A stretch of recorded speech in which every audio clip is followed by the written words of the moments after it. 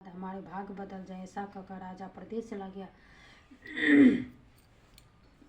वह वहाँ से जंगल से लकड़ी काट कर लाता और शहर में बेचता। इस तरह जीवन व्यतीत करने लगा। इधर राजा के बिना रानी और दासियाँ दुखी रहने लगी।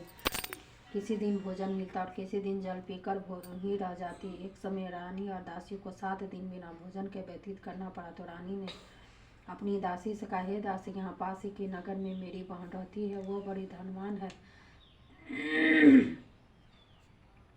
तो उसके पास जाओ, वहाँ से 5 सेर बेझर मांग ला, जिससे कुछ समय के लिए गुजर हो जाएगा। दासी रानी की बहन के पास गए। रानी की बहन उस समय पूजा कर रही थी। बृहस्पतिवार का दिन था। दासी ने रानी की बहन से कहा, हे रानी, मुझे आपकी बहन ने भेजा है, मुझे 5 सेर बेझर दे दो। दासी ने यह बात अनेक बार कही, परंतु रानी की बहन ने कोई उत्तर नहीं दिया, क्योंकि वह उस समय बृहस्पतिवार की कथा सुन रही थी। जब दासी को रानी की बहन से कोई उत्तर नहीं मिला तो वह बहुत खुश हुई, उसे क्रोध भी आए। बहुत दुखी हुई, उसे क्रोध भी आया और लौट कर रानी से बोली, है रानी, आपकी बहन बहुत ही धनी स्त्री, वह छोटे लोगों से बात भी नहीं करती। मैंने उसे कहा तो उसने कोई उत्तर नहीं दिया, मैं वापस चले आई। रानी बोली, हे दासी, इसमें उसका कोई दोष नहीं है। जब बुरे दिन आते हैं तब कोई सहारा नहीं देता। अच्छे बुरे का पता भी नहीं लगता है।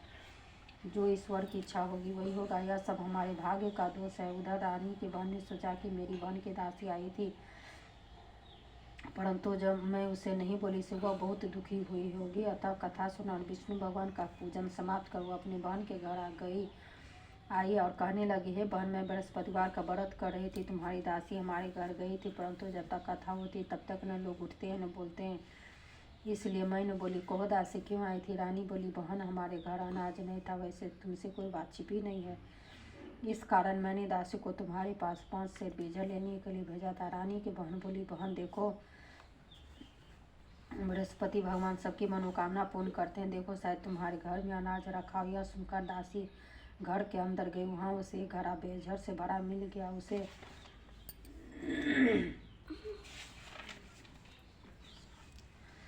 बड़ी हैरानी हुई, क्योंकि उसने एक एक बर्तन देख लिया। उसने बाहर आकर रानी को बताया। दासी अपनी रानी से कहने लगी, हे रानी, देखो, ऐसे हमको अन्न नहीं मिलता तो हम रोज ही व्रत करते हैं। अगर इनसे व्रत की विधि और कथा पूछ ली जाए तो उसे हम भी क्या करेंगे? दासी के कहने पर रानी ने अपनी बहन से बृहस्पतिवार के व्रत के बारे में पूछा। उसकी बहन ने बताया, है रानी, बहन, बृहस्पतिवार को सूर्योदय से पूर्व उठकर स्नान करके विष्णु बृहस्पतिवार का व्रत करना चाहिए, लेकिन उस दिन सिर नहीं धोना चाहिए। बृहस्पतिवार के व्रत में चने के दाल मुनक्का से विष्णु भगवान का केले के वृक्ष के जल में पूजन करे तथा दीपक जलाए। उस दिन एक ही समय भोजन करे, भोजन पीले खाद्य पदार्थ का करें तथा कथा सुने। इस प्रकार करने से गुरु भगवान प्रसन्न होते हैं, पुत्र धन देते हैं, मनोकामना पूर्ण करते हैं।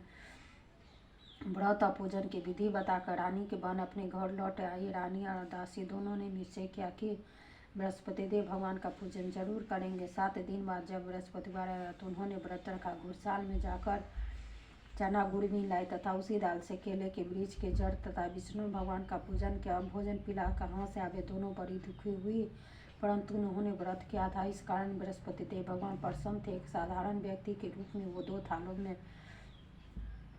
सुंदर पीला भोजन लेकर आए और दासी को देकर बोले, हे दासी, यह भोजन तुम्हारे और रानी के लिए, तुम दोनों करना।